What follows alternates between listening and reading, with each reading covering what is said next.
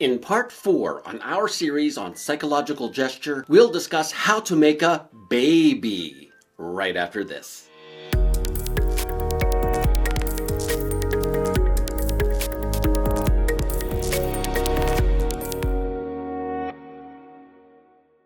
Hi, the Inspired Actor here. If you're new to this channel, we are dedicated to helping actors become better artists by offering these quick, roughly 10-minute acting lessons. Over the last year and a half, I've made about 100 of these acting class videos, so feel free to check them out on the channel, and if you want to see more videos like these in the future, go ahead and subscribe so you'll be notified as soon as they come out. And take a moment before you forget and hit that like button, as it really helps me out.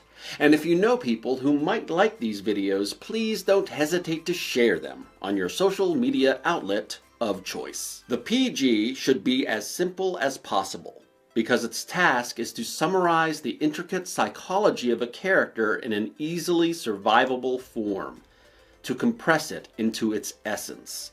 Michael Chekhov. Once again, this is part 4 on my series on psychological gesture, the crown jewel of the MichaelChekhov technique. If you've missed the first 3 of these videos and are afraid you might get totally lost, I'll put a link to the playlist in the notes and you can take it from there. If you don't really feel like doing that right now, here's a brief catch-up. In part 1, we discussed that a PG is the spine of the character or scene in a condensed physical form. With practice, we can quickly and easily hone in on a useful psychological gesture, saving ourselves loads of time in our process and freeing us up to use that gesture to get at the truthful details of our scene and character in a deeper and more dynamic way. In part 2, we discussed adding quality, tempo, and rhythm to your gesture to affect the feelings you obtain from the action as well as its intensity. In part 3, we covered adding drive and resisting force to your gesture to affect its strength, as well as adding the artistic frame to increase its utility. You may also remember that I gave you this equation when talking about psychological gesture. PG equals kind plus quality plus strength. This is a great general equation that helps us to think about what makes up a PG broadly. But let's get more specific. That's the actor's way, after all. So, as you are working with your psychological gesture, how will you know if you are doing it in a way that achieves the best results? Well, first, we must ask ourselves, am I using my full body? In other words, are you using the entirety of your physical body to make the gesture? Chekhov asks us to start small and work up. For example, when I am first trying out a PG, I might start just with my right hand and then work my way up to my right arm, then both arms, then my legs, then my whole body. This process might take a few minutes or a few hours. It really just depends on you and how fast you feel comfortable going. I would caution you, however, not to go too fast. Many new actors tend to rush this process, and it's really not a race. There is no prize for being the first to use their whole body for psychological gesture, and you may rob yourself of some really cool discoveries along the way. So be very deliberate about this. Start small and slowly work all the way up. Now, once you have found a psychological gesture you are satisfied with, then yes, you will veil the gesture until it all but disappears to an outside eye. But understand that that step is part of the very end of the process. Veiling doesn't work if there's nothing to veil. Then it's just not doing anything to begin with. Think of it like packing a suitcase. The more you stuff inside there, the more you can take with you on your journey. So pack your imaginary toothbrush and let's go. The next component to talk about is the artistic frame. I talked a lot about this last time, so I won't go into it in too much depth here. Remember to visualize doing the gesture entirely in your mind's eye prior to executing the gesture physically. Perform the gesture, opening your mind to the impulses and imagery you are receiving from the gesture, and then radiate the gesture fully once you have completed the physical action of the gesture. Finally, once you sense the gesture is at an end,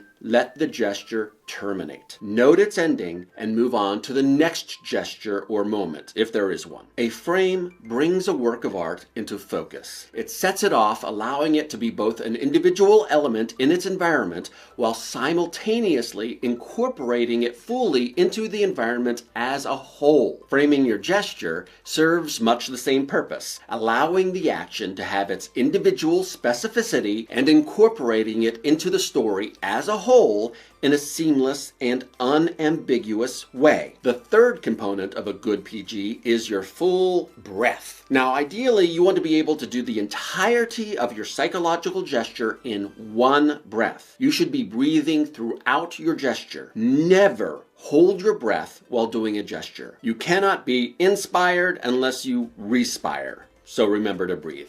Now, if you only have one inhalation and one exhalation to spend on one psychological gesture, then that should tell you that, as the quote from Michael Chekhov said earlier, your gesture should be as simple as possible. Using your full body doesn't mean adding more movement. It means making sure that your entire body is being activated from the tips of your toes to the top of your head. So, generally, inhale on the polarity of the gesture, the wind-up, as it were, and exhale on the execution of the gesture. Here's a demo.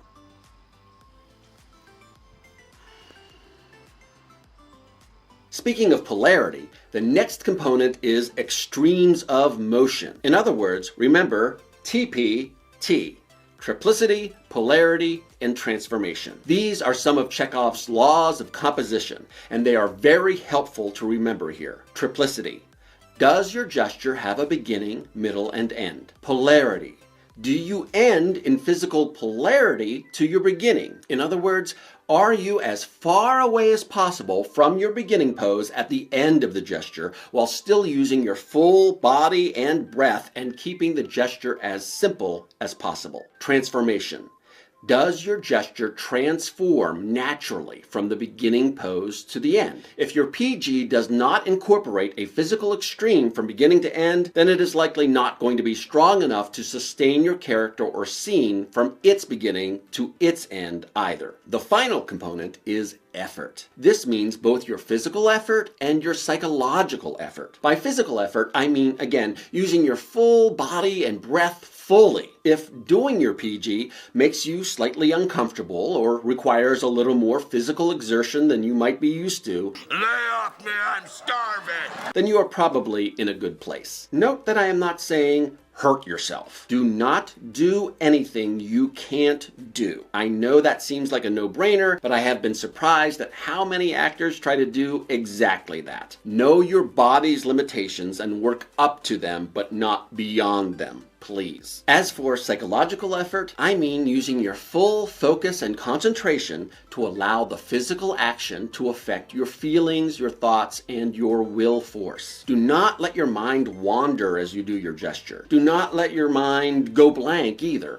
Remember, Chekhov says, art is not really possible without concentration. You will know you are working in the right way when your focus on the gesture takes you out of yourself and into the character, into the moment. So, to sum up, the anatomy of a psychological gesture is body. Your full body from the tips of your toes to the top of your head. Artistic frame.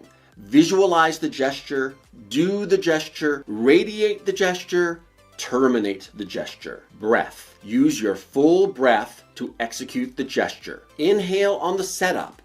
Exhale on the action. Extremes of motion. Remember the laws of composition. Triplicity, polarity, and transformation. Effort. The gesture must be executed and sustained through full physical and psychological effort. Remember to focus and concentrate on the gesture being performed. Do not settle with what is easy. Challenge yourself physically and mentally. All of that makes the psychological gesture your baby. Take care of your baby and watch it grow.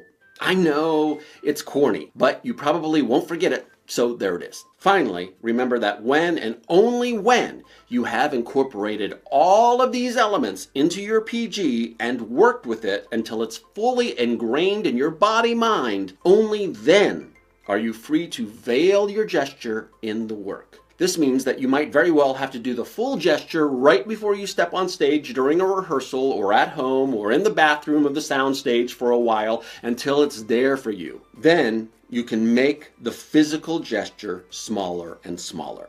You may be able to veil your PG to such an extent that you only have to move your pinky, if anything at all, and it will achieve the same effect as if you had done it fully. This is especially helpful if you need to actually do it during a performance or your director is weird about you doing a psychological gesture. Sadly, there are directors out there who get pretty aggressive about their actors not doing the exact technique they want or just simply don't understand what you're trying to do. And if you don't want to deal with them, then maybe veiling is the way to go. No one needs to know about your process but you. And frankly, you don't have to tell anybody how you manage to be so truthful and engaging in your work.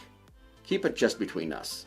I can keep a secret. Next time, I'll begin talking about the 3 I's. 3 awesome ways to create PGs from scratch. So if you want to be the first to be notified when that video comes out, don't forget to subscribe and hit that bell. See you later, colleagues.